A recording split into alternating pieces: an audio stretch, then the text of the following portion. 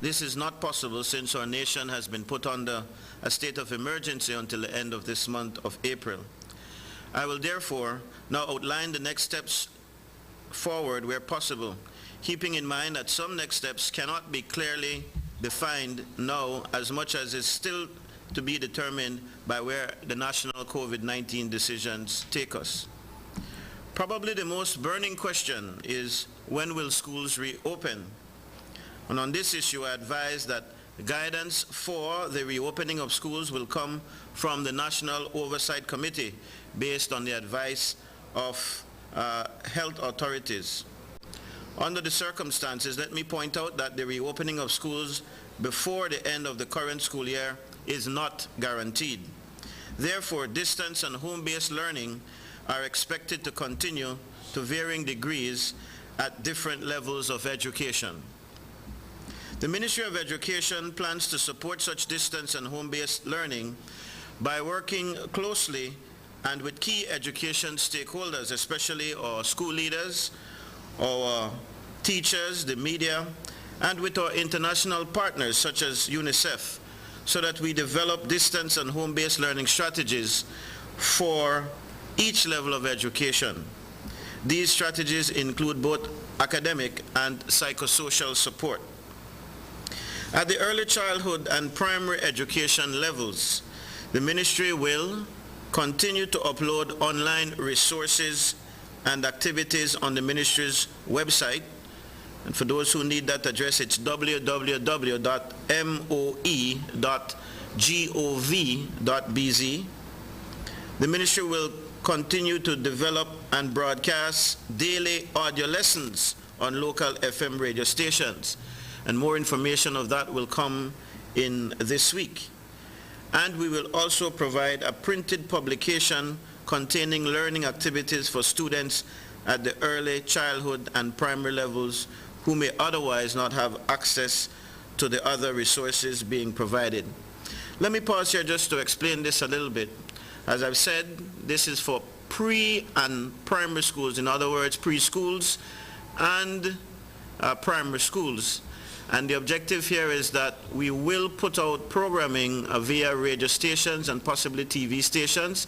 This is being worked on as we speak, and we hope that this can be ready by next Monday, April 27th. Is it, Dr. Bob? I'm all days with these days now.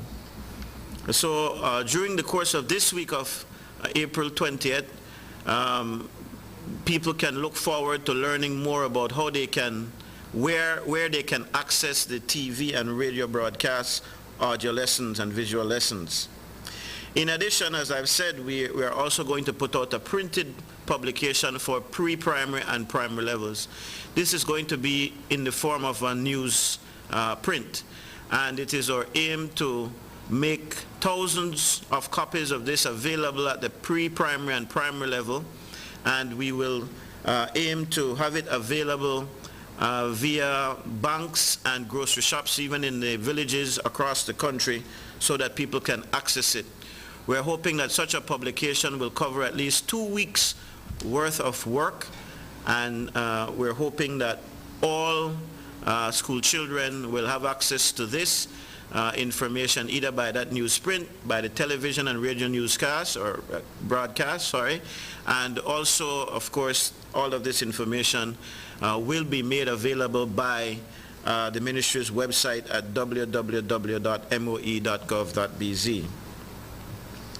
At the secondary and TVET levels, the ministry will assist each high school and ITVET in developing a learning continuity plan that accommodates all students, especially those who may already be marginalized or become so due to the current socio-economic situation.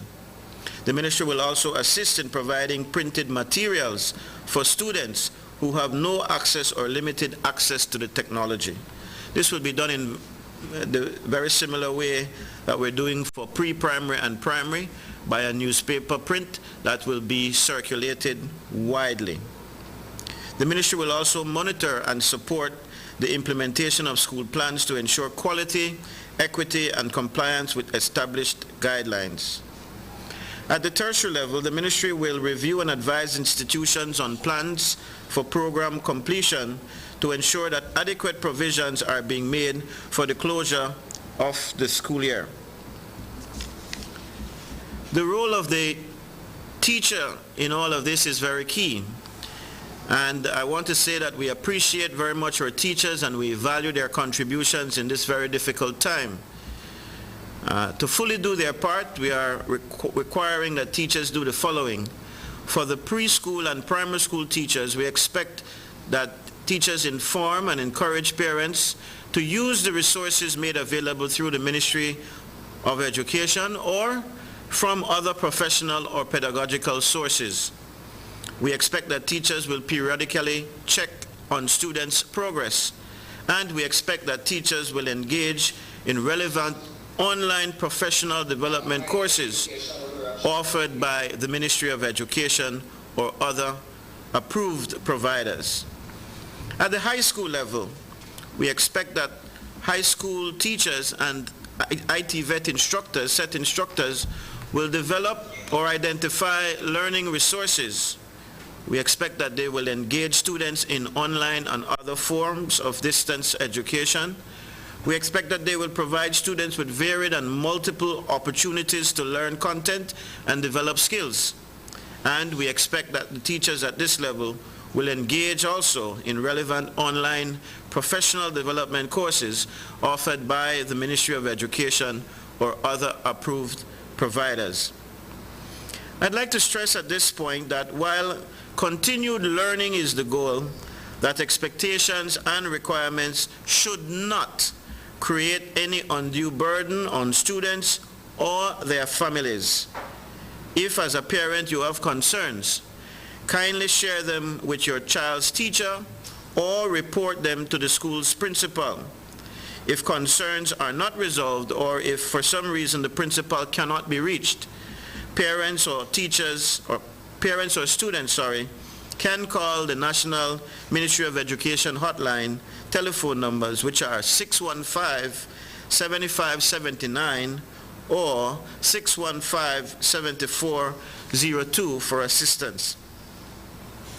As we inch our way further and further along the calendar year and toward this final phase of our school's calendar year, another pressing question at this time is, what is the plan for promotion and graduation of students? For preschool students, the ministry's recommendation is as such. Those first-year preschool students, that is those children who are 3 years old, should be promoted to the 4-year-old year. And those students who are 4 years old, we are recommending should receive their preschool certificates and transition into primary school. For primary school students, and in accordance with Education Rule 128.2, all students from Infant 1 to Standard 5 are expected to be promoted, and schools are asked to provide special assistance for those students who require such during the upcoming school year. All Standard 6 students who have met their school's standards for primary certification and those who have reached 14 years of age are expected to graduate from primary school in accordance with Education Rule 128.3. Now these particular rules always cause concern, and I want to say for the record that the Ministry of Education believes in promoting the students, yes, but not just so.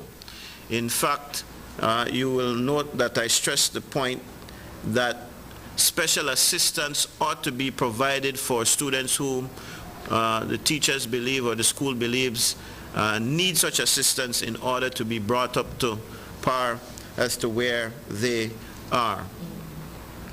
As it relates to secondary school students, our schools are encouraged to provide all first to third form students with sufficient opportunities to advance to the next level of education and to provide, where it is necessary, remedial support on the reopening of school. In other words, We promote these students from first to second form if they're in first form, second to third form if they're in second form, third to fourth form if they're in third form.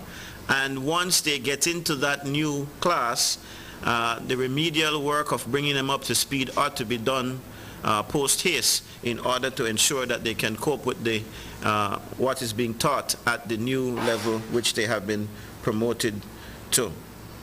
School boards are asked to adjust graduation requirements such as community service and also graduation requirements. Schools are advised to seek counsel from the Ministry of Education if there are concerns on these particular matters. Where possible, ITVET trainees will continue to be engaged by their instructors in support courses, theoretical aspects of training and home-based projects during the period of school closure. However, trainees will not be certified until conditions allow for completion of practical and on-the-job training requirements. Previously scheduled national and regional exams are also points of concern, and to this issue I now point the way forward. The Belize Junior Achievement Test, the BJAT, will not be administered this academic year, but instead this exam will be used as a diagnostic tool for schools to use by administering it at the start of Primary Standard 4. The primary school exam, the PSE, will not be administered this academic year. The already printed examination scripts instead will be given to high schools and will be required for use in assessing the competence of their first form students so that targeted academic support can be provided to those who need it. At the secondary and tertiary levels, Belize cannot participate in the 2020 sitting of Caribbean Examination Council CXC CAPE exams, or CSEC and CAPE exams, sorry, as presently scheduled. Our ministry continues to be in dialogue with the stakeholders of the CXC and hopes still to find a way forward that works for our country of Belize. Grants and scholarships that are dependent on the outcome of such exams are being looked at this time, and the mechanism is being explored for the award to those students who had registered for the required number of exams. The details of this will be provided shortly. So just to highlight again, there will be no BJAT exam, there will be no PSE exam. Instead, these exams will be used at the start of the next year of the child's studies, the children's studies, so that they may be brought up to speed, or at least the school can assess where they are and then put in intervention measures to bring them up to speed.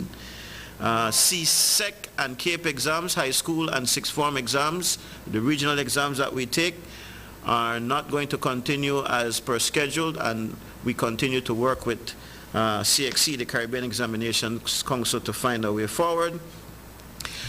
Belizeans will know that as a result of passing 6 of these CSEC exams, students previously qualified for tuition scholarships to junior college and the University of Belize and Galen, I suppose.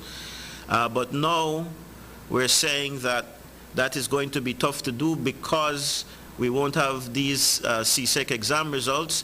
And so we're saying we're reviewing this just to ensure that there is something coming in terms of supporting such awards, and those details, as I've said, will be provided shortly.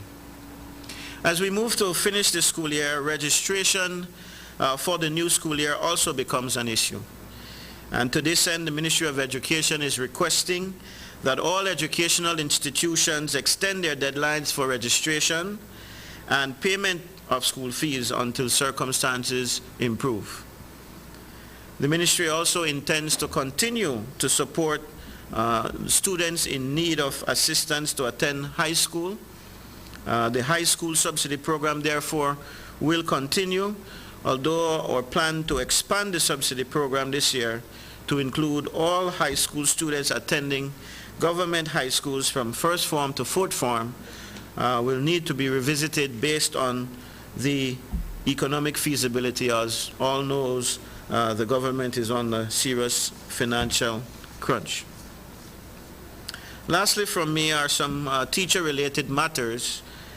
Teachers who have been approved for long leave by the Teaching Service Commission are considered to have commenced long leave on April 1 of 2020, so there is no deferral of long leaves, and approved replacement teachers will receive their salaries as long as managing authorities submit written confirmation that they have indeed engaged such teachers. And since our offices are closed, teachers wishing to renew their licenses are asked to email electronic copies of their application forms to the various district education offices. The information, contact information for them, of course, will be provided. I'm sure we can get that up on the screen at some point. These matters that I've raised are not at all exhaustive, but it is what we feel is relevant and pertinent and most sought after at this time. And so I want to close my remarks by encouraging all to remember the mantra of the Ministry of Education, that education is everybody's business. And even in this very difficult time, especially in this very difficult time, where education cannot be handled so much by the teachers and the schools because of the state of emergency that requires us to stay home, it is now more than ever the duty and the responsibility of all Belizeans, no matter what your role is in the society, to participate, to partake in helping to educate our citizenry. And so I urge you to do your part, whether you are a business person, whether you are in the government service, whether you are in the church service, whether you are a parent, whether you are a part of the school administration, whether you're a teacher, whatever your role is, especially, of course, if you're a student, do your part to help us during this very difficult time to keep one of the vital pillars of our society going, to help us to keep education going. Thank you and God's blessings. Okay, thank you, Minister. We'll now take, thank you, Minister. We'll now take questions from the media. We have the media plugged in virtually via Zoom. So what I'll do is allow members of the media to ask questions, and we'll go in order of the first person who logged in. So just before you go there, Doran, let me say that in our office today is the Chief Executive Officer, Mrs. Deborah Domingo, and also we have the Chief Education Officer, Dr. Carol Bob, and they are prepared to assist me, of course, in answering the tough questions that are going to be posed by the media. I see Jules already gearing up. But we also have via Zoom joining us the Deputy Chiefs, Dr. Newlin Villanueva, and also Mrs. Cecilia Ramirez-Smith. They join us by Zoom, as well as the Director of Quads, Mr. John Newport, and also the Director of TEDS, Mrs. Jeannie Garbott Franklin. So we have the best experts at your disposal to help in answering these tough questions. Please go ahead. And again, just state your name, the media house you represent, for the benefit of the public, and then you can address your question to any one of the members of the head table.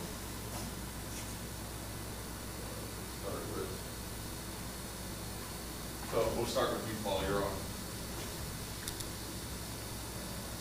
Paul.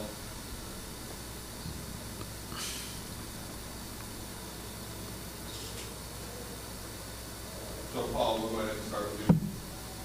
All right, good morning to the head table. This is Ronald Best from WSTV. Thank you, Minister, on the head table for making this medium available to us to be able to ask our questions. So my first question is with regards to schools that has a certain standard and throughout the year, specifically students going from high school to tertiary level and students going from primary school to high school. We have certain schools that have a certain standard. Throughout the years, they have used one or two of these exams to gauge whether a student meets the standard of that school. Now, considering that we are not engaging in these exams or we're not doing these exams, what do you say to these schools when students apply? Or what do you even say to students when they apply? What should they do? Well, we have long seen where secondary schools, high schools, accept students based more on their performance in the latter part of their primary school year, standard 4, 5, and 6. In fact, I believe that that's a standard practice by most of our high schools to select which students they're going to accept. The ministry has long opined, in fact, that schools have accepted students even before the PSC results have come out.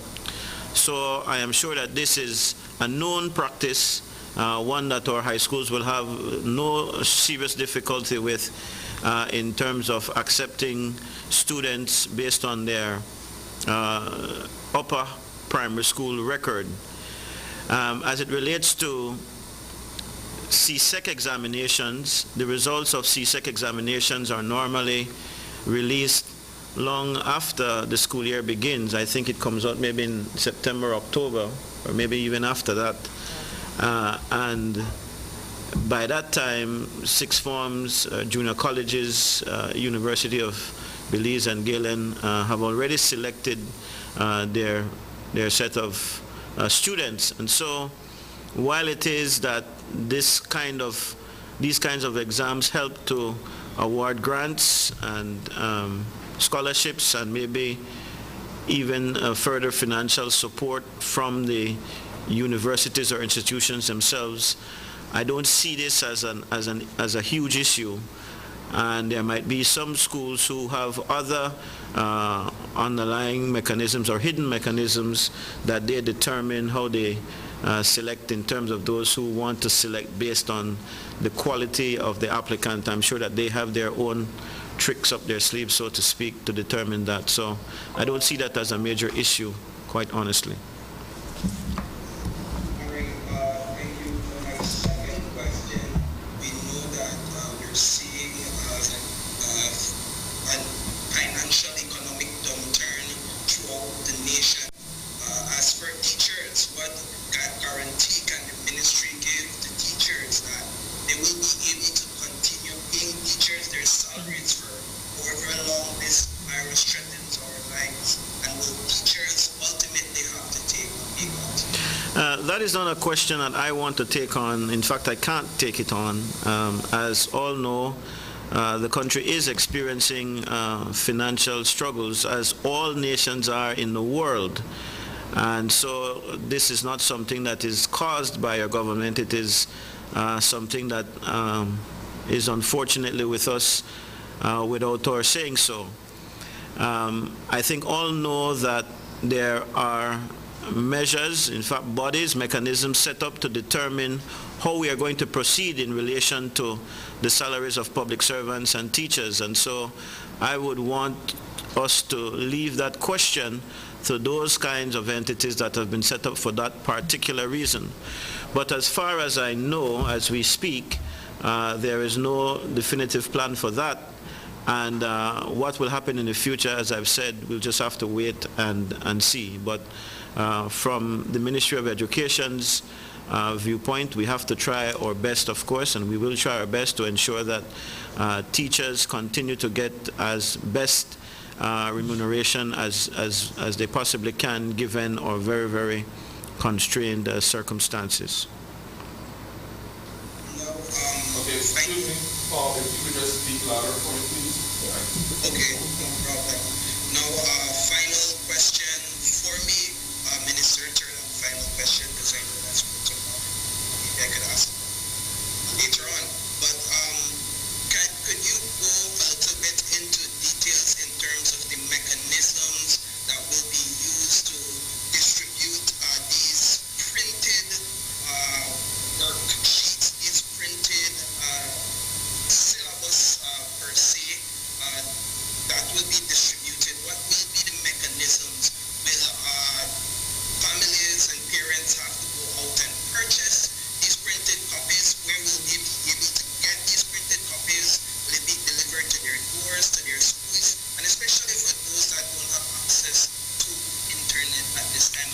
Okay. Thank you. Thank you for the question, Paul, and I agree with you. We need to be as clear as possible with this as we possibly can. For the pre-primary, which is preschool and primary levels, again, that kind of publication will be done, but it is not in isolation.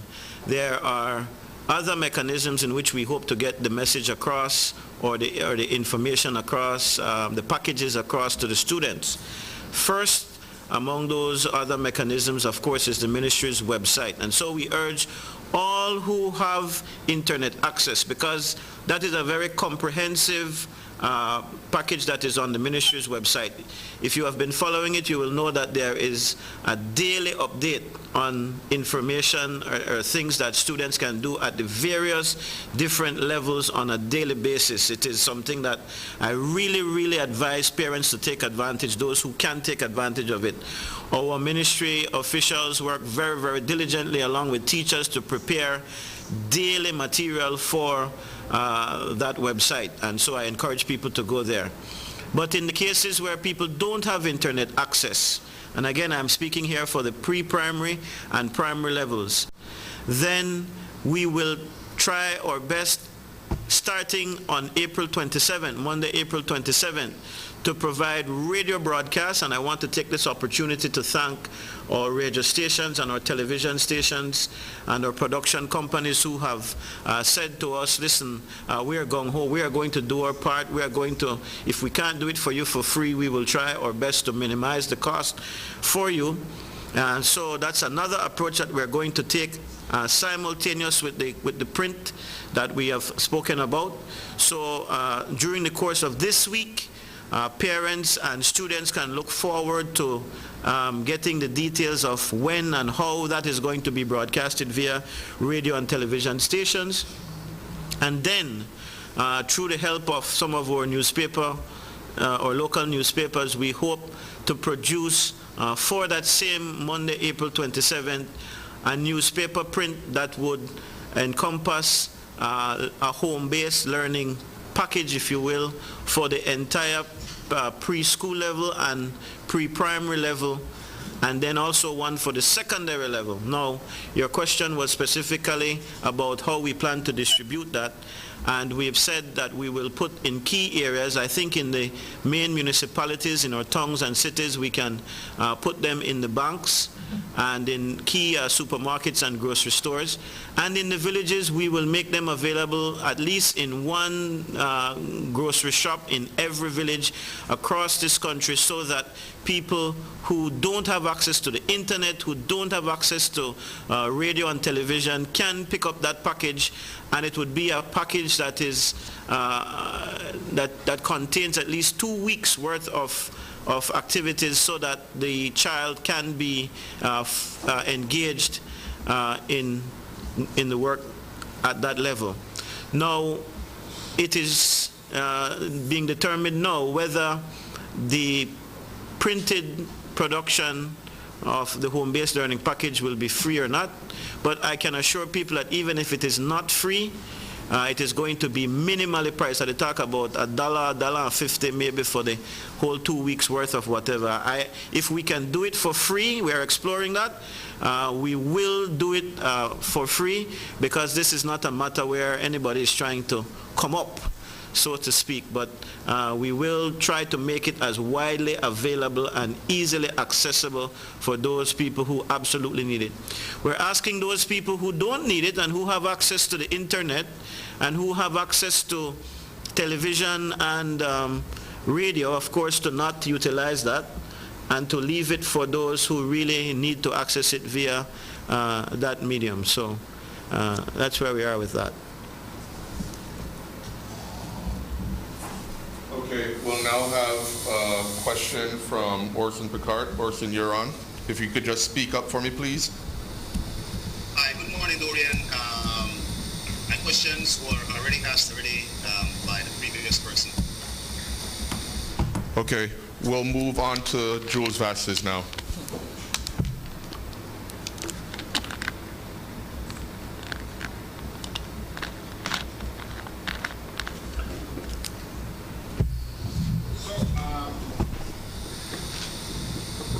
First of all, expectation going forward in terms of the, will there always be an asterisk beside the school year insofar as we know that many of these students, particularly at the primary and secondary levels, will be promoted without having received the level of in-class instruction. We know there are really no substitute for that. Without receiving the level of in-class instruction that their predecessors received. I understand that it may be unavoidable, but will there be in the long term a sort of asterisk beside this cohort? Well, we're hoping no, and as I've said, we're hoping that while we cannot, as you so aptly pointed out, we cannot do any better, we cannot replace that in-class instruction that the students so desperately need and deserve. We're hoping that once school resumes, albeit in a new school year, well, that is, if that is the case, then we hope to shore up, so to speak, what we've lost in terms of in-class instruction. Notice that we've said that even the diagnostic testing and assessment will be done via the BJAT and the PSC exams, but that whenever a new school year resumes, we expect that serious strengthening, if you will, of whatever has been lost. A serious attempt will be made to try to recover as much as possible. And we're hoping that if that effort is strong enough, and the ministry will do all in its power to do that, then we can be assured that the kind of quality that will come out later on will be salvaged as much as possible. Was there any contemplation of simply deferring the school year perhaps until June and making a very short summer in the hope and expectation that things may normalize by mid-May to the end of June, and then that June and July are used, and then a shortened summer holiday is held, and then you don't have as much of a break in the traditional means of instruction, which is in-class instruction, and the whole internet radio is not, many people are not as used to. Well, how we make up the time is one question. How we fix the issue of not having in-class instruction is another question. That's a separate question from what we do in the time when the students are not in the classroom. And our attempts primarily right now with the print and the broadcast and the online mechanisms that we are saying to people they should utilize is mainly to ensure that learning continues at this time. In terms of your question of what we've explored, be assured that these decisions have been twisted and twisted in many different ways before we arrive at a conclusion. In fact, I will tell you that I'm not even comfortable saying that these are conclusive results that we share with you today, because it is an ever-going work in process with the stakeholders. We still want to be engaged with managements of schools, for instance, and even as we speak about graduation and promotion requirements, especially at the secondary level, a conversation has to be had with BAPS and, of course, the managing authorities, which are the boards of management for the various schools. So we don't expect that schools will just willy-nilly promote and willy-nilly give diplomas. In fact, you've heard me be very careful in saying that schools are still expected to do what it can, and we're hoping for the very best effort to try to ensure that students are brought up to speed so that they can still be quality, productive, either further students or citizens in the wider society. But there are many things that we still have on the table. whether or not this is the way we are going to end the school year with this kind of home-based learning is still very much up in the air, but we have to be prepared, and we have to have some direction, some plan B, if you will, just in case things don't go the way we would want them to go. As it stands now, we are only officially out of school because of the state of emergency, which only takes us up to the end of April. And so if things improve, which many are doubtful it will, but there could be a completely different scenario in terms of how we end the school year should things turn around quickly. But all of that is really up in the air. Okay, and then finally from me, one of the fundamentals of the education is merit-based advancement and merit-based recognition. Is there a sort of disconnect in this system due to these extraordinary circumstances? And in view of these circumstances, are we sort of, and I guess this is an extension of my first question, but are we sort of abandoning something that is really integral in the system, which is that those who work the hardest and try the hardest should be promoted, and those who do not should not be? Well, there are two things with that. Firstly, this is a matter that I think all will agree is out of our control. So while you may point out these issues to be ideal, what we're aspiring for, they're aspirational, the real truth is that the situation is real. We can't afford to do it any other way. But I also want to say that we are not suggesting, and this is the long-standing position of the ministry. When I quoted the education rules just now that speaks to promotion at the primary level, there have long been criticisms to the Ministry of Education by people who misunderstand or intentionally sometimes twist out of proportion what it is we say in those rules. Yes, we want students promoted.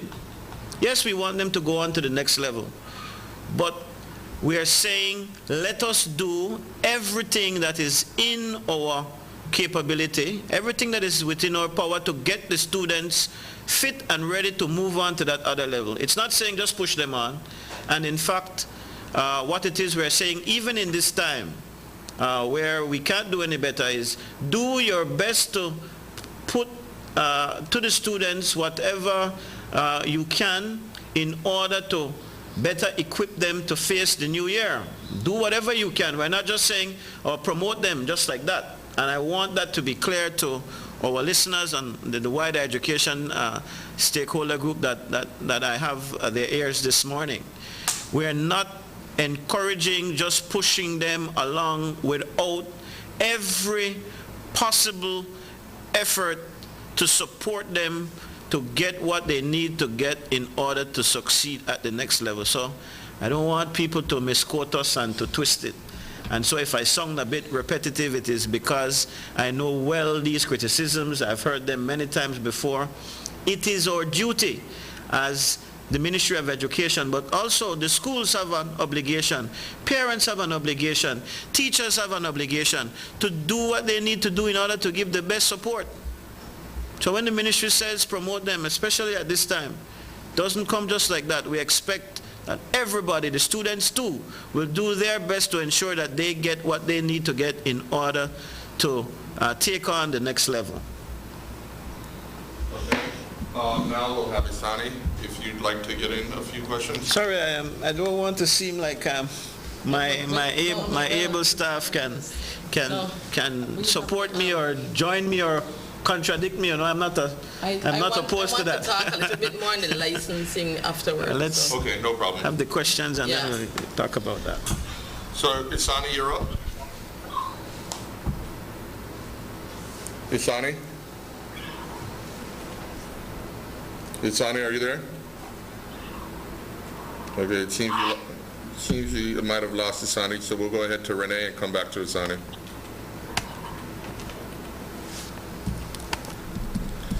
Hi, Renee, are you there? Renee? Hi, Dorian, you're hearing me? Yes, go ahead. Well, most of my questions have been answered, but I wanted to ask the minister to basically expand on that point you touched just now in terms of saying you're not telling educators, you're not telling schools or teachers that because of what we're experiencing, there will be an automatic promotion. So and I know you said to engage the students as much as possible. Is there some sort of outline or standards that the Ministry of Education will be presenting to these schools in terms of requirements that they need to meet? Because we know their term begins today. And so there has to be some level of engagement with the students. Will there be some standards or requirement from the ministry to schools in this regard? Well, those standards already exist. We know already what we require of students before they move on to the next level. But all we're saying in this instance is the stakeholders, primarily the schools and the teachers, the administration of schools, all we're saying to them is, listen, you try your best to try to meet that bar. But if you don't meet the bar and you have the student in a new year, and then do all that is in your power once that new year begins, whenever that begins, to ensure that the student is brought up to that level as much as is possible before you take on the new challenges of that year. That is in a nutshell what we are saying. Okay, and one more question for me. I know usually over the summer, the teachers engage as well in workshops. Is that something that the minister will pursue online should the situation extend into that period? Yes, I will ask Dr. Bob in a minute to expound on what I will say, but know that especially in light of the fact that there were issues that we discussed with the Belize National Teachers Union as it relates to renewing of full licensing, the licenses that had to do with the number of CPD hours. You all remember this in the media. So the months that are, or the time that is coming up, I think it is in August that we primarily do CPDs, but of course we're not limited to that. But since teachers are at home, many are not as engaged as they would normally have been if they were going into the classrooms. If they would like to engage in CPDs at this time, we are encouraging it. In fact, we had already put together a task force, I am told, that was dealing with CPDs because the complaint came that there weren't relevant and timely offerings of these CPDs. And so that entity and the BBTE and the TEDS unit of our ministry have all been working together, and they are in fact prepared to make public at this time. I've asked for them to put it on the ministry's website as well, those course offerings that people can take online now, so that teachers who are at home as a result of the COVID-19 situation can immediately engage in these online continuous professional development courses that they can be accredited with, so that they can further meet the requirements of their licensing. So Dr. Bob can speak a bit more on that. She will tell you those areas of focus. I just want to share that a media house is putting out a message saying that the school air is cancelled. The minister did not say that. Please do not pass out any information that the school air is cancelled. We have not made that determination as yet. In terms of professional development for in-service teachers in response to COVID-19, we're looking at two focus areas, psychosocial support, and our team is thriving in uncertainties. And we're going to look at mental health, emotional health, physical health, financial management, and spiritual health. We realize that at this time, parents, students, and the entire community is stressed because of this unprecedented time that we're living in. We are also going to offer online education for teachers, helping teachers to offer online lessons to their students. So it's going to be a very great opportunity for teachers to learn how to present effectively online teaching. And if teachers, while they are at home and they are looking through their television and surfing, and if they find any online seminar or webinars that they feel are very interesting and very valuable to them as teachers, they can submit that link to the Ministry of Education, to TEDS at moe.gov.bz, and the team of persons will determine the usefulness of that webinar or training, and that will determine whether you will gain CPE hours or not. But the ministry is supporting teachers, and we are hoping that teachers will take advantage of these online training. We're not proposing any cost at this time, and we want our teachers to participate, for those who can participate, for those who have a device, and for those who have online, who have access to internet as well. I think that this is very key. We don't know what things are going to be like post-COVID-19. And the areas that you spoke about, Dr. Bob, that the ministry is championing in terms of professional development, I think all who are in the teaching profession would be wise to take advantage of. Learning how to deliver via the technology is key, and of course the psychosocial support that our students will need, even our wider society will need. Teachers play a very key role in giving this kind of support. So these are things or subject matters that are very important for the way forward, and in fact come from the teachers themselves, if I'm not mistaken. They are the ones who have identified these areas to be areas that they believe ought to be offered, and so the ministry is answering the call in that respect. Exactly, and I also want to mention at this point too, Minister, that the Ministry of Education will receive support from UNICEF in the sum of $95,000 US, and UNICEF will give out 1,000 care packages to students who are in the feeding program. They will also support the online training.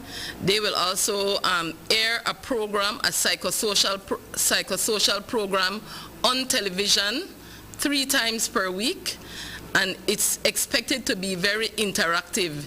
In addition to the psychosocial support, we're going to engage one of those days students in cooking, in gardening, in dancing, in art. So we want to make it fun, but also meaningful. So we really want to thank UNICEF for the support that they are giving to the Ministry of Education to ensure that our students and teachers are engaged during this very unpredictable time.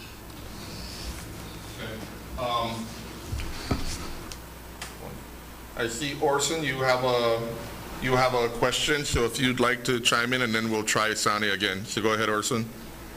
All right. Speak up for me, please. Dorian. Yes, no problem. Thank you very much, Dorian, and also good morning to those at the head table. 2 particular questions here. One, in terms of our special needs students, we know that they naturally undergo a different type of learning, and I'm thinking to myself that this is something that some parents are not equipped to educate our students at home. What is in place for our special needs students? I haven't heard anything to that regard during the presentations this morning. You are right, Urson, and in fact, as a matter of regular course, greater attention needs to be paid to our special needs students. I think at this time, the best option would probably be what is online in terms of our ministry's website.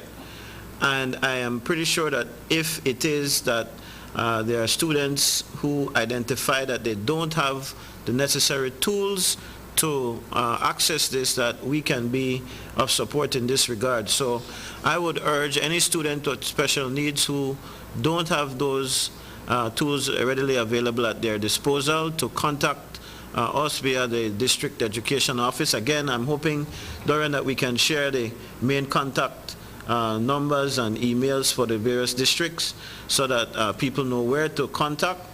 And if you do that, we will do our best to try to ensure that there are learning materials available for such a student. One second there.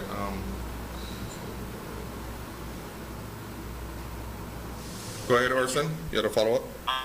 And then, secondly, you spoke about the ministry's website. I think it's moe.gov.bz. Now, we've seen with other websites when it is that they get an overload of traffic that websites would be shut down, they crash. Is there any move from the Ministry of Education's standpoint to get technical assistance in terms of boosting the capacity of the website as it relates to online traffic and any possible overload? Because while the stream is going on right now, I see some people commenting that they have tried to go on the website and the website is not up. So will there be any move through CETA or any technical government agency to boost the capacity of that particular website, since that's going to be a focal point for most people who have internet access? Well, I don't know. I'm not aware that the site is down now, but we can check that right away. And normally the traffic affects the site when it is that people are required to input information for some reason, like the filling out of those forms for food assistance and economic assistance. But in this instance, it would be to access the site to download the learning material. So I will take that into advisement. There's a report that there's a blackout, so that may be why it is down now. But we will do what we need to do in order to take that into consideration, Urson. So I might not be the best person technically to address that, but we have good, competent IT people who can help us in that regard. So we take your point. Okay, we're going back to Isani and see if we could get him on now. Isani, are you there? I believe I am, but Okay. I am okay for the most part. My questions have all been asked previously. Okay. Orson, did you have another question? 1 second, let me get you back on. In terms of even division students, third-year students that are scheduled to graduate, what is the ministry's position in terms of these third-year even division students? I have shared said that all evening division institutions are continuing their academic year through some form of online platforms such as Google Classroom, Zoom, and the students are submitting their work, and the teachers are submitting their work plan to the students. Okay, so it seems we have no further questions from them. Oh, I'm sorry, we have one more from Jules. We'll get to you, Jules. Go ahead. Yes, explain to me, one of the issues is motivation. You know, I understand the circumstances are extraordinary and unprecedented and nothing that anyone could have prepared for. But we know that taking this or quizzes and holding students to account are a part of the motivation for education. I've seen a few messages. If you could speak up, Jules, speak up for me, please. Yeah, okay, so I was just asking about the motivation. How do you keep students motivated? Motivation. From the chief, where, she's saying, children are going through a hard time, don't be too hard on them. She's advising teachers, or that's the interpretation I have. But isn't having tests and quizzes a major part of motivating students to study hard and learn? That's a fair enough point, and understand that initially we had anticipated the closure of schools for 2 weeks, and then that would have fed us into the 2-week Easter break. And so that was our position then. We we did not plan at that time for this to go all the way. And so while it is, and you heard even me say this morning that we don't want undue pressure to be brought on people. I mean, this is a very stressful situation as it is. People don't have money for food, much less to purchase internet access and pay a cable bill or whatever. I don't know if the cable companies are as lenient as the electrical and water people and telephone people. But all we're saying is, listen, it cannot be that we, in this time of stress, there's a lot of stress going around already, that we say to people, listen, this absolutely has to be done. What we prefer to encourage instead is proper communication. If for some reason there is some trouble in terms of you getting achieved what it is we are now saying ought to be achieved by one of the numerous ways in which this is being made available. And in fact, we are saying to high schools that if they have a plan, and some of it will be based on online learning, if they have a plan that they can execute in that manner and the parents are okay with it and trying to get it done, then fine. But that must come with proper communication and the agreement of these families, the parents, the students, that this is something that they can do. And so what we advise against is undue pressure that will further stress out people. And I think that is Dr. Bab's main concern, yes, and was her main concern when she put that out there a few weeks ago. But as more and more time goes by where the children are not in the classroom or students are not in the classroom, you are right, Jules, there has to be a ramping up of the efforts to try to get serious. Not that we were not serious, but we were saying, listen, we would have more time to capture things, to regain things once we get back to the classroom. But where we are now seeing that there might be a longer period of being out of the classroom, maybe even for the duration of this current school year, we have to be very serious about trying to ensure that the maximum amount of learning that can take place will take place for the next few weeks. Okay, we have another question from Paul, so you can go ahead. Sorry, 1 second. Go ahead, Paul. So my final question, Just speak up. Minister, what is the ministry's word on tertiary level education? I don't think that we've heard anything where that is concerned. We know that most of these tertiary level institutions, they have their own governing bodies, etc. But we also know that many students are preparing to finish up their courses. Some are getting ready to graduate. Has the ministry done any sort of meetings with these tertiary level institutions, particularly the University of Belize? And if so, what is the direction for tertiary level institutions? Paul, let me answer you in this manner. We have our own, what do you call it, the task force, Dr. Bob?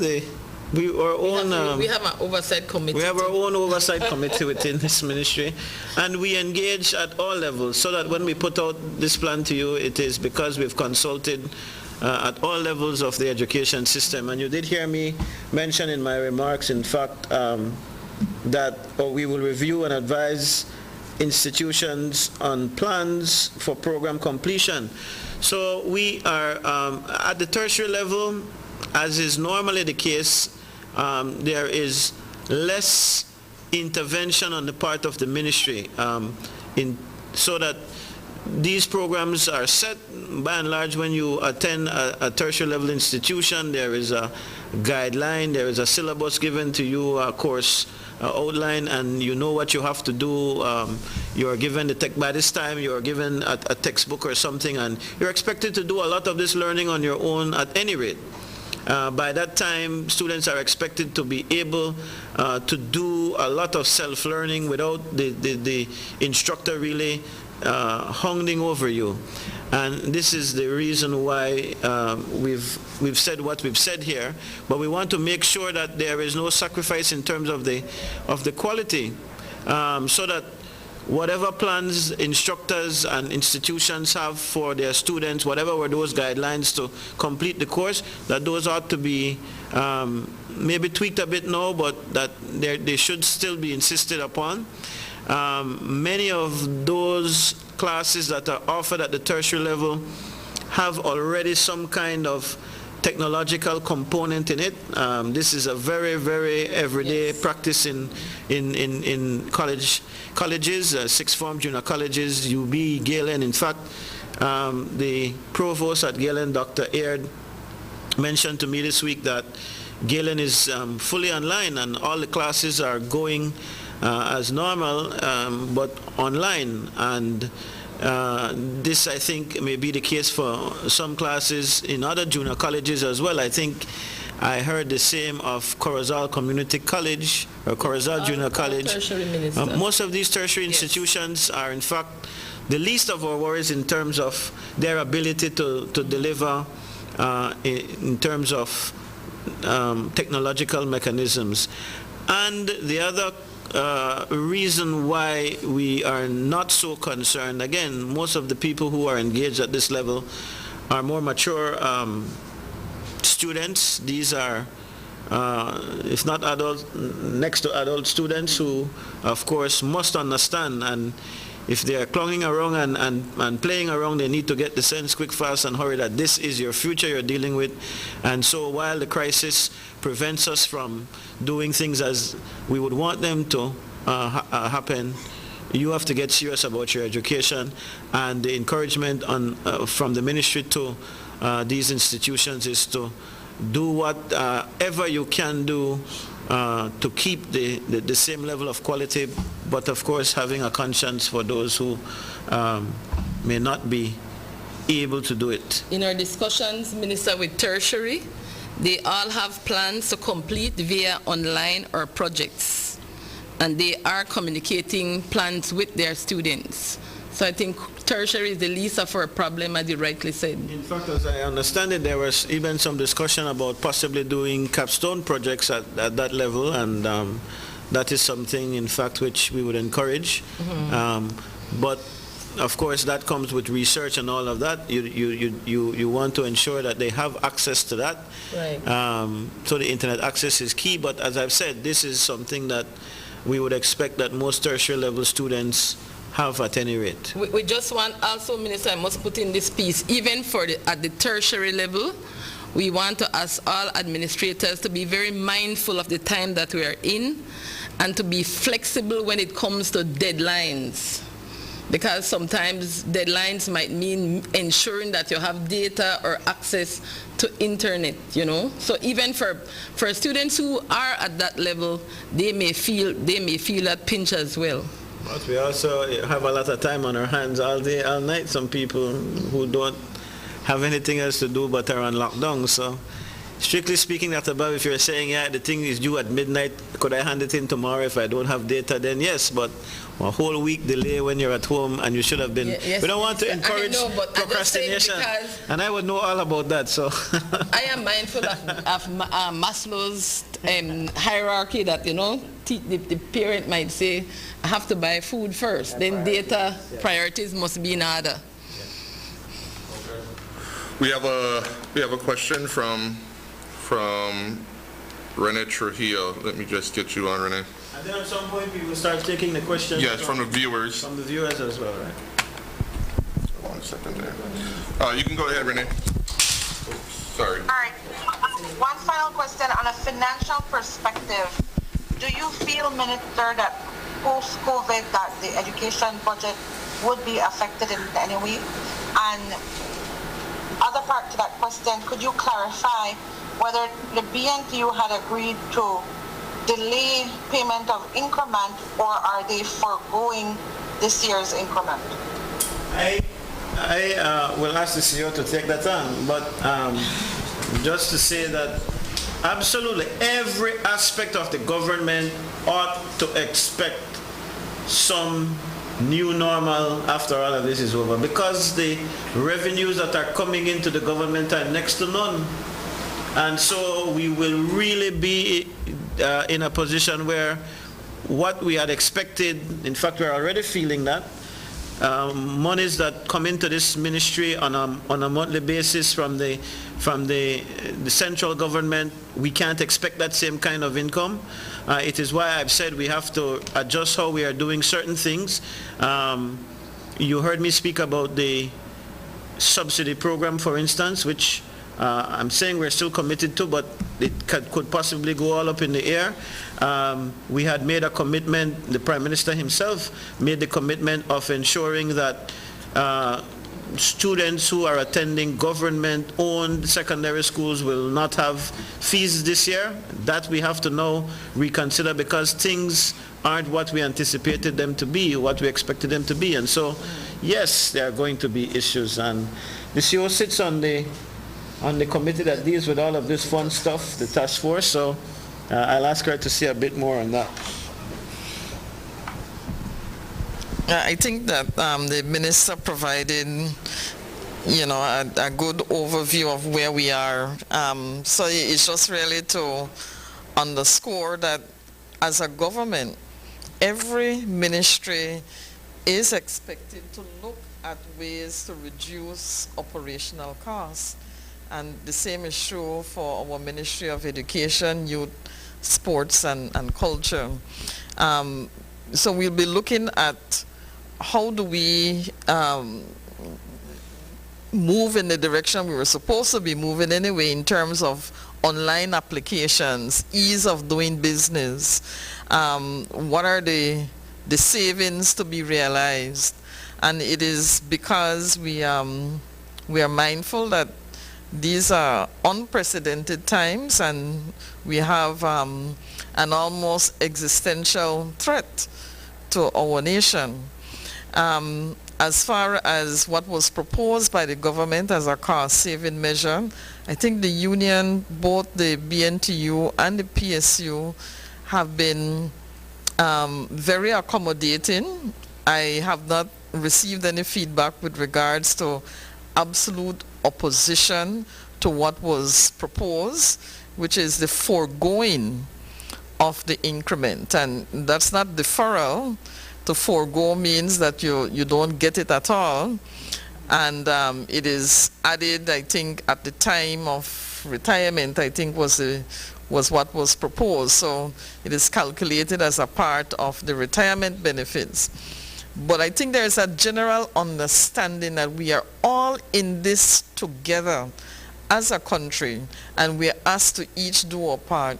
And given the situation where we have thousands of Belizeans without employment and the need to provide support, it is, I think, that will get all of us to consider and make very tough choices when it comes to how we organize our operations, what cost-saving measures we put forward, because we know in the long run it is for the greater good.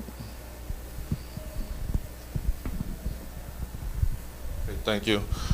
We have one final question from the media, and that's from Orson Picard, and then we'll go into viewer questions. Go ahead, Orson. Hi, thank you very much again, Dorian, those at the head table. This question has to do with representation, and well, let me first say that the passage of COVID-19 is something that will cause undue stress on any system. We've seen it happen worldwide. So with that being said, has there been any representation of the Belize National Teachers Union on the Oversight Committee or on the Education Task Force in terms of their representation and they're getting information out to their membership? Because obviously following the passage of this, there's going to be additional work that teachers and by extension their educational institutions, their respective educational institutions will have to put in terms of dealing with students and bringing them up to the mark in terms of their level of education when they are promoted to their respective classes. Thank you. The simple answer to that is yes, the BNTU is a part of our decision-making process in this ministry.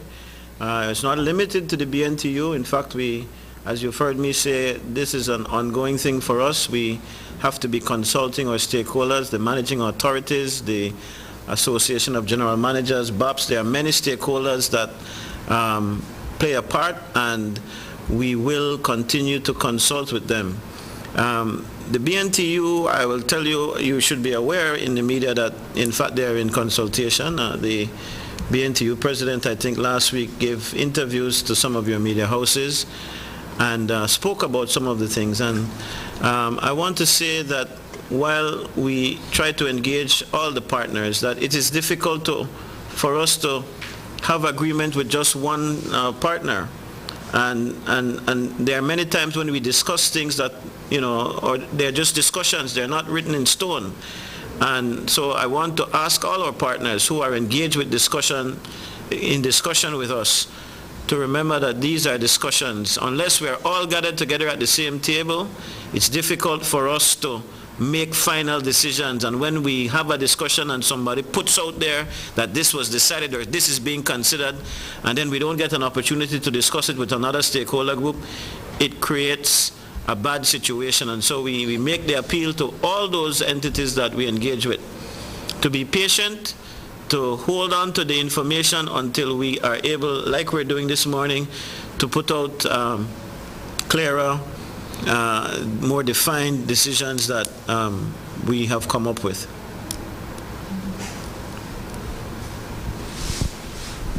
Okay, I'd like to thank the media for participating virtually.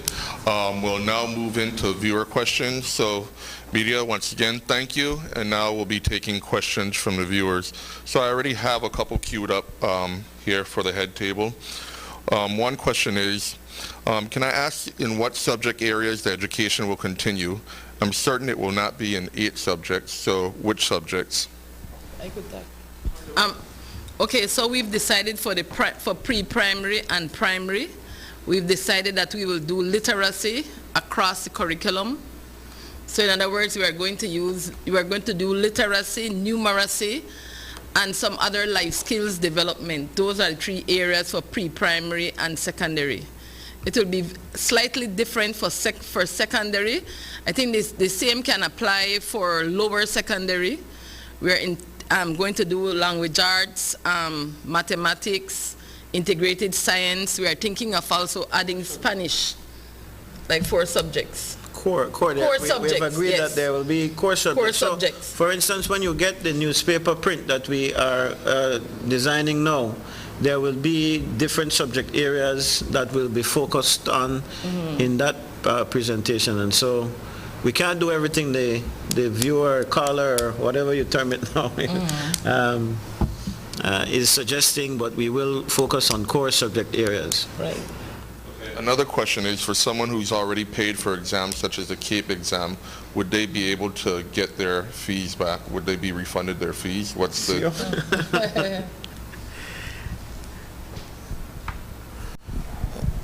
Recall that CSEC and CAPE are regional exams, and so funds collected by schools and then turned into the Ministry of Education, those are sent to CXC headquarters in Barbados.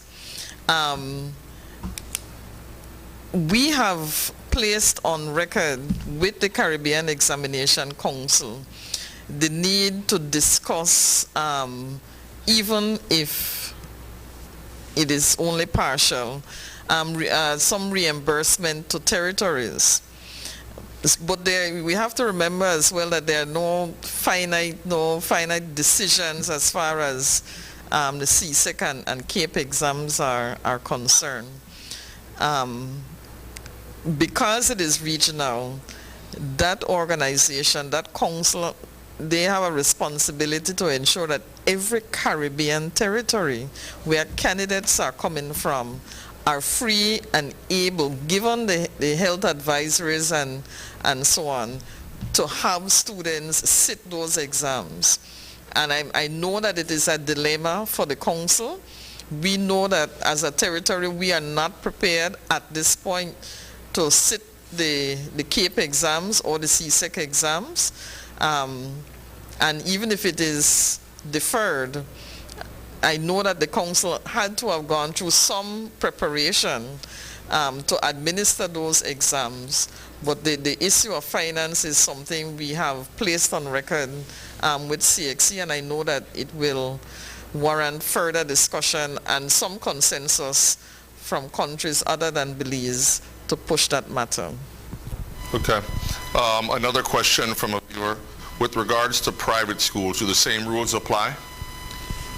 Well, we would hope so, and the private schools have really been good in terms of following generally the guidelines of the Ministry of Education and, in fact, the entire national government on these issues. The Ministry of Health puts out its advisories, and by and large, the private schools have followed this. The same encouragement comes from the Ministry of Education, and in terms of how to bring closure, if the need be, to the school year. So it's the same general advice. And you might be surprised to know, Dorian, we share this information all the time. While the ministry is the ministry, there are some respects where we can only advise. Those high schools, for instance, notice that I was very careful in how we presented what I said in terms of bringing graduation requirements and final exam requirements and so on to a change, because really and truly it is the managing authorities of those schools that have that authority.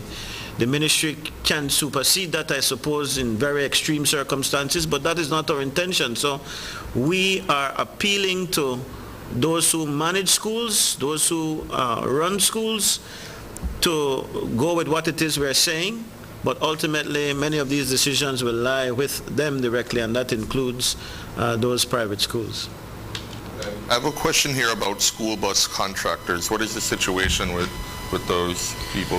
CEO, you want to take that one? I know that we had initially, in those first 2 weeks leading up to the Easter break, we had offered some kind of compensation for them, reduced because, of course, they're not using diesel, there's no wear and tear and so on. But I'm not sure on the way forward. CEO, you want to? Well, we the contracts for the school runs are designed in such a way that the contractors are normally paid according to the runs they have actually delivered. So they're paid for service rendered. In the 2 weeks leading up to the Easter holidays, during the time schools were closed, we did get approval to provide contractors with a base pay, and that would have enabled those folks to offer some compensation to drivers and conductors without considering wear and tear. We have to obviously discuss further if there is any assistance that can be offered to the school bus contractors going forward, so that there's nothing definitive that I can share during this session. It is something that we would need to further discuss. Okay. I have a question here about private schools again. Can the ministry intervene where it concerns small private schools where the teachers are paid from the fees? Well, that's a question that has been put to us time and time again, and in fact I've actually been approached by at least 2 private schools over the course of the last week or so to ask this very same question. The truth of the matter is, the reality even for government paid teachers, and I mean those who work in government schools and grant-aided schools, the way the finances of the government are going, given the COVID-19 situation, it is hard to even guarantee their salaries in the longer run. I don't mean to scare anybody, but this is a real situation, and so for the government to be taking on even more might not be advisable at this time. But I want to say that certainly from the ministry's perspective, we have to be sympathetic. These are, albeit that they are private providers, they help us in attaining our goals in the Ministry of Education, and so where that sympathy can be shared and support can be given, the ministry will attempt to do so. Okay. Dr. Bob, you spoke to packages. UNICEF, I believe they're giving out 1,000 packages or something to that effect. Yes. Okay, how will those packages be distributed? And will alcaldes of the villages play any role in that? Those packages will be given to students who are on the government school feeding program. And so those are students who are in Southside Belize City, in the River Valley, and in Dangriga. Those are earmarked for those students. Just for the benefit of those who didn't know, we have a feeding program on the south side of Belize City that feeds about 700 children. I think the one in Dangriga feeds between 200 and 300 kids on a daily basis, and in the River Valley maybe 200 or 300, about 200. Yeah. So it's about 1,000 children who benefit from that service of the government. I think it's like 14, but UNICEF is giving us 1,000, so we will have to determine the most needy students to benefit from that program. All that is happening now, how does it affect teachers and their credit hours? I think we've answered that already. Well, maybe not. Maybe we have not answered, and it might not be wise for us to do that. No, we remain in dialogue with the BNTU about what number of hours teachers will have to have in order to renew their full licenses. That was the substance of one of at least the last meeting that I attended. Mm-hmm. And given what is happening with COVID-19, I think it is fitting that we return to that discussion. But we're saying that in this time when, in fact, teachers are at home and teachers may have that access to some kind of online program, and especially those that are being offered by the ministry directly, we're saying engage yourself in one of these programs. Let's not sit and wait for things to change. Rather, let us push and use the time that we are at home to try to make, I'd say make hay while the sun shines, but some will argue that the sun isn't shining very much in many respects. So, but in terms of having time on your hands, it is certainly much sunshine. As well, Minister, the CPD requirements for renewal for persons whose licenses will expire in 2020 was previously waived, so it should not be an issue now. The encouragement from the ministry is to help us to fill the capacity gap that we currently have. We know that we will have to grapple with COVID-19 for a while. We know that this instance of school closure may be something that we will have to go through again. We just don't know, but we have to build our capacity to plan for continued education in light of pandemics like this one, in light of natural disasters, etc.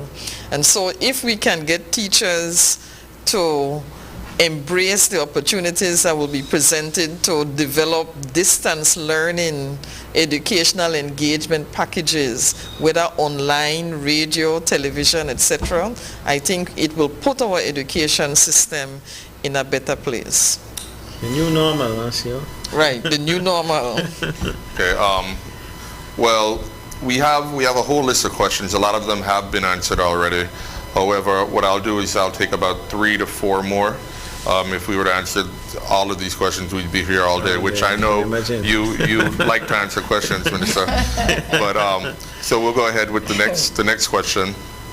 How will students on scholarships like the Professional and Technical Scholarship, also known as Prof and Tech, be affected by this new reality? Well, it all depends on their individual universities, I suppose. Be assured that the government, through the Ministry of Education, is not trying in any way to put students in a bad position in terms of these scholarships. And so where the government is able to support the students, we've had requests from students, I believe, to help to pay living expenses. There might have been a few requests for plane tickets, but I think by that time we had they had closed the borders and the airport. So in that respect, we try to support the students, but what I don't want is for students to feel that the government has some intent of abandoning the commitment. We will try our best to keep that commitment. However, again, this has to come back every time. The financial position of the government is not ideal, and it is not where we would want it to be. So we will try as much as possible to stave off any kind of cuts or not supporting our students who are abroad, especially those who are on professional and technical scholarships, the Belize Open Scholarship, all of these that are receiving some kind of stipend in Cuba and in wherever else they're studying. We will try to maintain those payments as much as we can for as long as we can. Can you kindly clarify what will happen to the IT vets, since they are all at different levels of training, and considering they are trade training schools? Well, I think we answered that in the remarks. This training will continue as much as is possible at this time. I think we've said in the remarks that we won't do certification because, and I think everybody understands this, there must be a hands-on component of testing to see if people are up to the challenge of being certified. For welding, for instance, you don't want to certify somebody that he's a good and proper welder at this level, and then that person doesn't know what he or she is doing, and then causes some kind of structural problem in something. So you'll understand that this is not something that we can do in terms of the certification, but in as much as we're able to, via the same mechanisms of distance learning and even engagement instructor to students, the numbers in the class sizes at that level are much smaller, so it might be more feasible for an instructor to be able to contact directly his trainees or her trainees. Then that will continue. You want to add anything to that, Dr. Bob? Or? No. Okay. Can you speak to pension and gratuity payments for teachers who retired medically? Well, that's... Sure. Those are obligations of the government, and so the normal processing will continue. We have heard nothing that would say that those would not be honored, and the ministry continues to do its part in terms of making the requisite submissions to the Public Service Commission, Teaching Service Commission, and then further on to the Treasury. Dorian, I wanted to clarify a point here, as I think in response to my saying that I haven't heard anything in terms of total opposition from the union with regards to the increment freeze. I have been reminded that while they have not given a definitive position, they have offered counter proposals. So I guess that's still something being negotiated. We'll do two more questions. We have a question about study leave once again. What about teachers who applied for study leave as opposed to those people already on Prof and Tech scholarships, but teachers who have applied for study leave, what will happen to them now? Well, one of the things we've had to do was during this time to look at what are the priorities or the essential functions for the ministry. And during the month of April, we were focusing on sick leaves, maternity leaves, those things that you absolutely cannot avoid. At a later point, the Teaching Service Commission will look at the applications for new employment, and along with that, study leave. Okay. So that those will come up later. Okay. Final question. Can you please speak to the education budget for the financial year 2020-2021 in the context of the COVID situation in terms of figures? What has been done? That I think can be a standard answer for any ministry, but is of particular importance, of course, for the Ministry of Education, and it's probably the ministry with the second largest budget after finance. And of course, its service is a very valuable service. So insofar as I think the government is unable to avoid spending on education, the budget is intact, but when it comes down to everything that can be deemed, I don't want to call it a luxury, like you were asking just now about study leave. When we send a teacher on study leave, we have to pay a replacement, so that teacher can delay the studies while we're in the crunch. That would be something that can help. And insofar as the intention is there on the part of the wider government to provide the monies that we need for the expenditure side, the intention is there, but the monies aren't rolling in. We will have to face the new reality just like every other ministry. And so I am confident in saying that once I sit with my colleagues, that education, as it has always been the case with, will be given serious priority. I think that that has to mean that the only other ministry that will probably get priority, given the kind of situation that we're in, is of course the Ministry of Health. I'm sure that even the Ministry of Finance now may have good arguments to cut its own spending and not pay some of these big bills that we have, like the super bond payments and so on, but not going to go down that road today. But I'm sure that priority will continue to be given to our ministry, and we're grateful for that kind of support because it is absolutely necessary for the development and the continuous well-being of our people. So that is as far as I think anybody can go on this topic that you've raised. Well, Minister, I think we'll wrap it up now. I don't know if anybody has any final words in closing.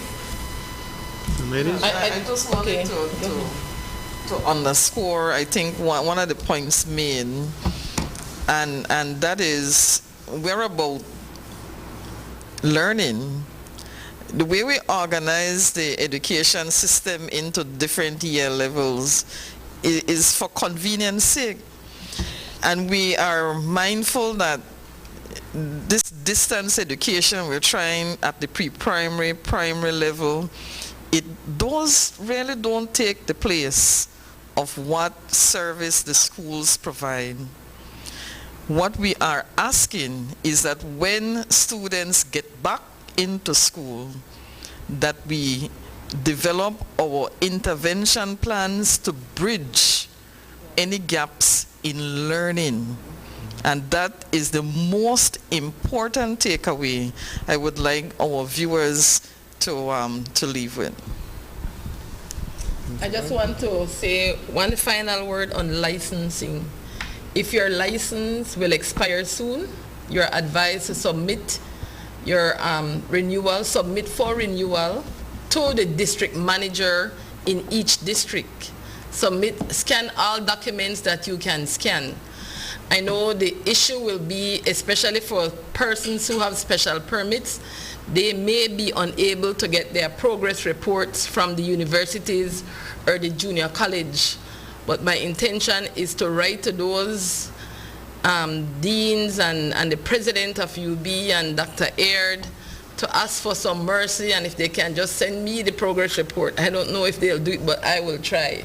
Because we must, the commission will not approve employment if there's not a valid license. So it's very important for teachers to get their license. So, and we will ensure that the processing of licenses continue. Our licensing officer is aware that he may be considered an essential worker and may have to report to work some days. I want to endorse what particularly the CEO has said in her summary. I think that captures exactly what it is we're trying to do during this period. And I close by asking all Belizeans again to do their part. This is very important that we keep aiming to engage our children and to ensure that there are activities for them. It is not a perfect plan. And I will go back and review, Dorian, the broadcast, and I am sure that I will see all of these comments, because this is how our people are. There is no foolproof plan. There is no perfect plan that will appease everybody in this instance. This is new for all of us, and it is uncharted waters, so we have to do the best job at preparing as we go along. In my own situation, I have taken advantage of the time with my family, my boys in particular, and I conduct classes. In fact, Patrick is taking second format and doing very well at geometry, and we're cooking together. That's another lesson that they can learn. The many lessons that are being taught in COVID, this time of isolation, it's tremendous. I mean, as I've pointed out on at least one previous talk show that I was on, the learning lesson that comes from all of this can never match up to any school book lesson. This is by far a greater experience, and we should take full advantage of that and make sure that our children realize what, sad to say, but a kind of privileged learning tool they are being given here. Experience is the best teacher, they say. So I want to encourage all to do what they can and to support us in the ministry, as we've always asked. This is for us not any kind of thing geared towards punishing people or causing, as Dr. Bob is now famous for appealing for, not to cause undue stress to anybody. This is just us trying to make sure that things continue, and that once that new normal is identified, CEO, that we can cope with it. So from all of us at the Ministry of Education, we thank you. I also want to thank the staff. They give me all of this information, as I tell people from time to time. They are working behind the scenes. We have a new normal already with Zoom meetings and Teams meetings and Skype and WhatsApp. And while you do it from the comfort of your home, you don't have to dress up and put on all your deck out and put on everything. In fact, you could take off your video and nobody knows, they can't see you. But what I've noticed is that it increases the frequency of meetings, and in fact it causes you to have meetings at some very, very weird times. So on the night, last night, we were in meeting until after 9:10. So Minister, our team works hard, and I want to congratulate. I want to say one final thing. The Ministry of Education will launch a challenge. We're going to challenge parents who are children's first teachers, pictures of their children's cooking and the whole experience every day. Garden. Simple things like tomato seeds, sweet pepper seeds, they are very, very easy to plant. So we are going to throw out that challenge too next week. So, and the winning persons, it will be one for cooking and one for gardening, will be given a very good prize, a very useful prize. Thank you. Doran, I know our friend Andre Pitts is hearing me, and so I saw him put out a post asking whether it is good sense to post what you're cooking on Facebook at this time. Some people don't have anything to eat, so we'll have to use that as a kind of justification, Dr. Bob. If you engage your kids, then this is a chance for you to boast not only about what you've cooked, but how you are, in fact, engaging your children in learning activities over the course of these events of COVID-19. So again, we want to thank you. We want to thank the Belize Government Press Office for its professional service every time, and we wish you well until we see you again here at the Ministry of Education, Youth, Sports, Culture. We appreciate that, Minister. And in closing, I'd like to thank you, Dr. Bob and CEO. Thank you very much. The information hotlines from the Ministry of Education will be posted on the Government of Belize Press Office Facebook page, as well as the Government of Belize Press Office website, www.pressoffice.gov.bz. As well, for the latest information on COVID-19, you can check the COVID-19 website, which is www.covid19.bz. Thank you very much. In response to COVID-19, the government of Belize has implemented